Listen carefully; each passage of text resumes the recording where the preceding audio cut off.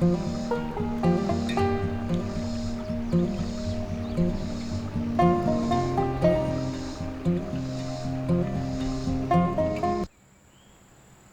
Ol Kentuckian here is here on the Skinhouse Branch where the Longhunters Camp was contained, and we're looking downstream.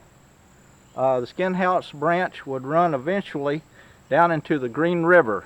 The Longhunters had made their way through the Cumberland Gap and across, probably crossing the Dix River, and came into the headwaters of the Green. We're following the Green River down. They were looking for a location to set up a camp where they could bring their hides in, work on them, and then spread out from here. The Green River Valley was full, completely full of wildlife. We had lots of deer, elk, buffalo or bison, black bear, wolves. It was just full of wildlife here.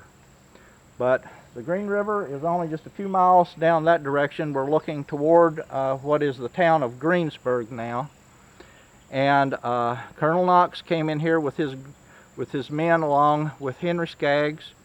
Probably my ancestor Charles Skaggs was in this group because in later years Lyman Draper was trying to find the location of this camp, and he had written to several people in the area asking if they could locate it, and one of the residents came here with Charles Skaggs. I believe it was along about 1850, and when Charles came to the camp, he immediately recognized it, and they were here looking around, and actually found a chunk of lead that had been left here where they had used to pour their bullets, and as they dug around in the ground, they actually could still find pieces of hair from where the skins had been left here. So this is the actual location, and I'll show you a map that had been drawn out as part of the Draper manuscripts that locates there. But this is the Skinhouse Branch, and it's what it looks like today.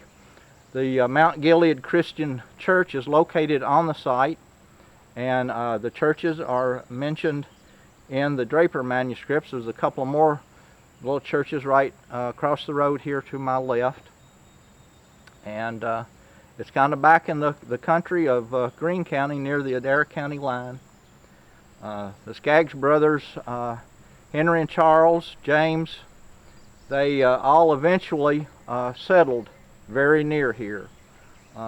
Charles and James would settle north of Greensburg on Brush Creek, and Henry would be a little bit farther over here on, I believe it was the Little Barren.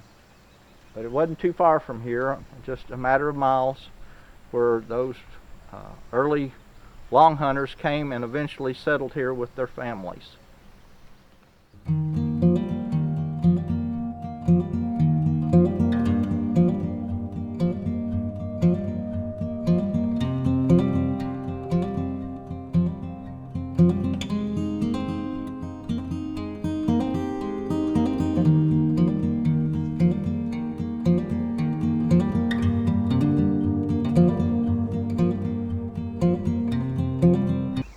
Okay, we're here on the Skinhouse Branch, and I wanted to relate to you a little story about Henry Skaggs. He and Colonel Knox had been out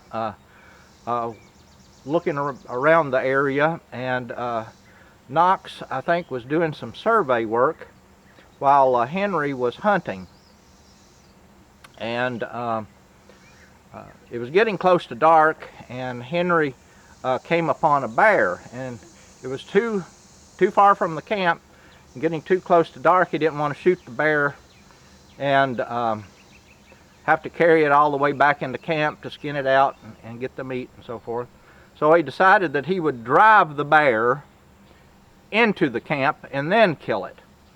So this was successful for quite a ways, and he got close to the camp, and finally in the document it said the bear became furious and he had to dispatch the bear.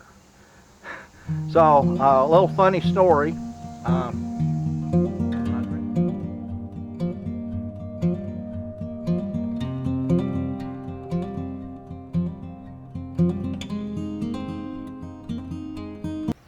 There's a couple of monuments here I want to talk about.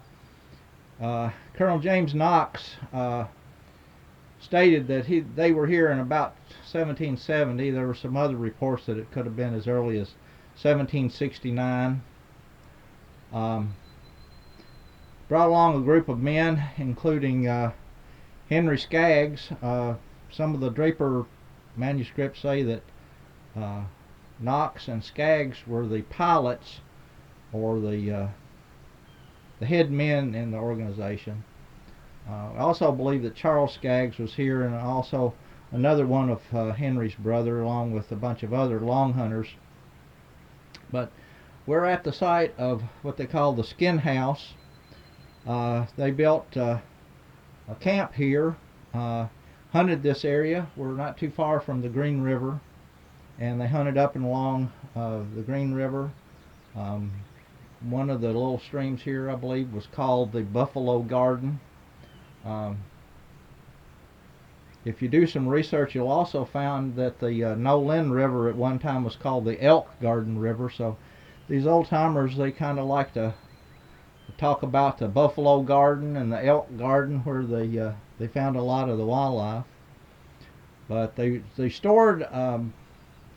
The sign here says 2,300. I believe it was probably somewhere around 2,500 deer hides.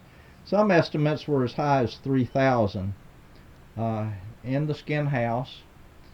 And they hunted here for quite some time, but they found there were some disturbing reports of Native Americans in the area, and they decided they had better get what they could get and head back to the settlements, which they did, leaving about the 2,500 deer hides in here at the skin house. And when they were able to return, they found that the Native Americans had destroyed the camp. The wolves had gotten into it, and they carved on a beech tree near here 2,500 skins gone to ruination. They do have one monument here with the names of what they call the lone hunters, the names of the long hunters. I'm not sure that this list is completely correct, but it has some pretty familiar people on here. Colonel James Knox, who they said was the main leader of this group, pulled the men together from Virginia and North Carolina. Caspar Mansko would have been Caspar Mansker, who later would go on to build the Mansker Station, which is now Goodlettsville, Tennessee, and became the area down around Nashville. Henry Knox, which is related to James.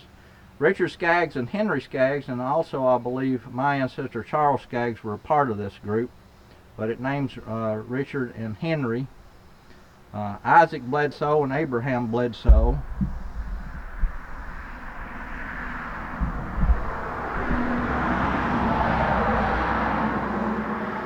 James Graham,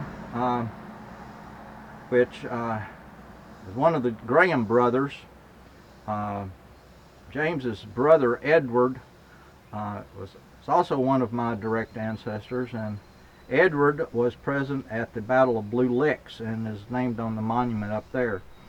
The Graham Station was just a few miles from the Skaggs Station on Brush Creek here in Greene County, and they were involved in the early settlement of the country here, and actually at one time had an iron furnace. You if you look at one of my earlier posts about the iron ore here in Kentucky, one of the iron furnaces was built by the Graham brothers on Brush Creek. Joseph Drake, John Montgomery, William Allen, William Lynch, David Lynch, Chris Stoff, Russell Hughes. That's just the names of some of the fellows that were here during the camp on Skinhouse Branch. Here we have the historical marker that's located here at the on the spring house, or the camp, the Longhunter Camp. Talks about in 1771 a small party of long hunters came upon Daniel Boone alone and singing, and Boone liked to be out on his own, and enjoyed singing, reading books. This is Boone and Daniel and Squire had been hunting along the Green River area, and this is about the general area where they came upon Boone.